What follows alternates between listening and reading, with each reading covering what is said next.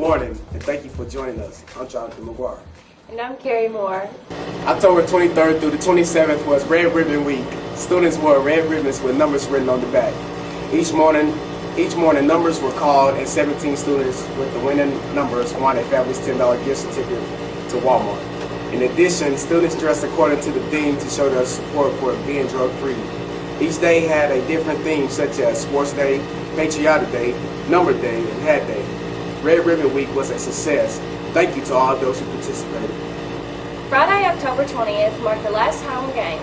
Senior football players, cheerleaders, and dance team and band members would attend as students at Union County High School. The seniors were honored before the game and during halftime.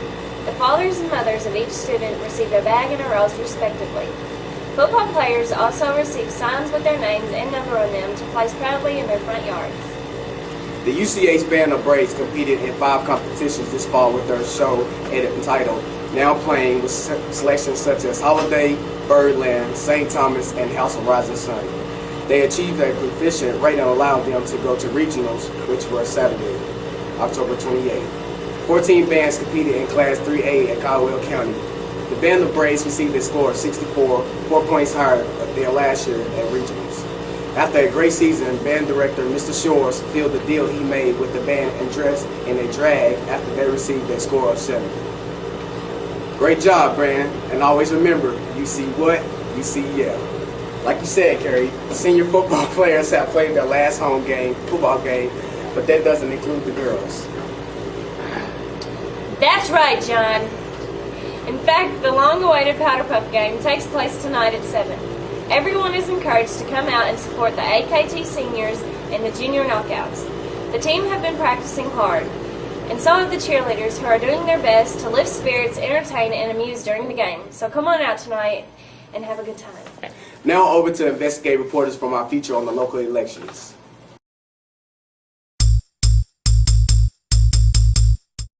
Voting is a privilege that far too many Americans take for granted.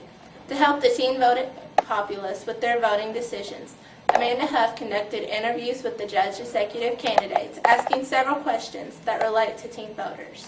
I did a little bit of research, and some feel that students don't feel welcome in the political system. Do you agree with that? Or?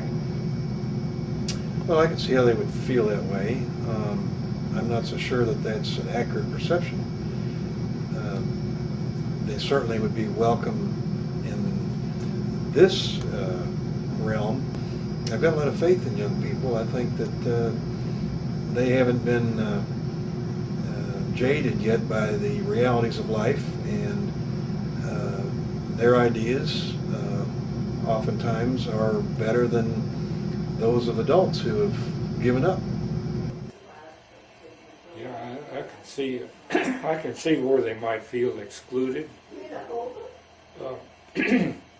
It's hard to get even grown-ups interested in a political situation. I think that they don't feel welcome in the political system. It tends to be an older generation, predominantly where we live. You know, in Union County, there's an older generation that has been reluctant to take on, you know, younger,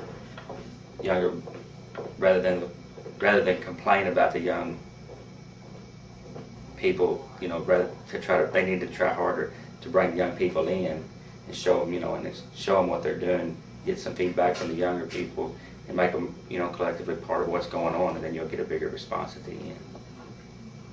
All right, some people say that young people don't really see politics as a solution to their issues. They don't feel as connected with the political system as do members of older generations. What ways do you think government, and even local governments, can help younger voters to connect more with the political system? Locally, I think what we need, you know, what will really help it and isolate, you know, maybe a problem that we have here now is that I think our economic development with our school system, you know, working close hand in hand with our school system and creating a broad-based support.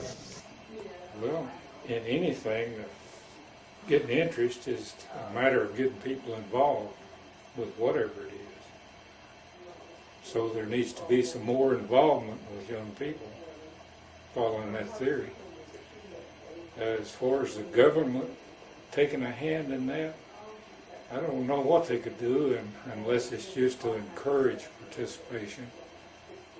Maybe make some contests about politics and about the government in general, and especially the Constitution. Mm-hmm. It's a gigantic history lesson if you really want to get into it.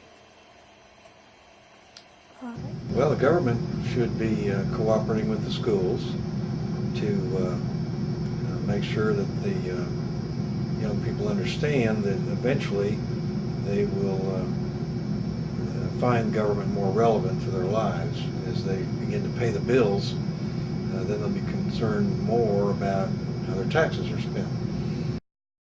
Thank you, Mary Ann and Amanda, for that report. Hopefully all students who are 18 will take the initiative and vote on November 7th. The Braves football season has finally come to an end. The boys had a lot of support this year, and everybody seemed to have a good time. Definitely, and on that note, let's turn it over to Kristen for the summary of the 2006 football season. The Braves football players ended their season this past week with a victory over the Hopkins County Central Storm. They finished with an overall record of 3-7. The senior Braves are Justin Foster, Jonathan McGuire, Joseph Young, Matt Johnson, Lee Wayne Johnson, Cody Farthing, Winter Weathers, Jake Marshall, Joe Bell, and Carson Chambliss. When asked after the season was finally over, Cody Farthing said that he cried in the locker room. Joseph Young later added that most of the senior Braves planning on attending college when their success will hopefully continue. Now over to Tyler with the weather.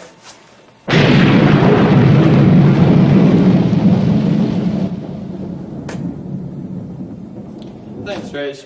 Tonight's weather for the Powder Puff game will be mostly cloudy with a low of 32 degrees, so dress warmly tonight. Saturday will be mostly cloudy with a high of 54, cooling off at night with a low of 41 degrees. Sunday, there will be a few showers with a high of 56 degrees at night. The showers will move away. Back to you in the newsroom. And that's a wrap.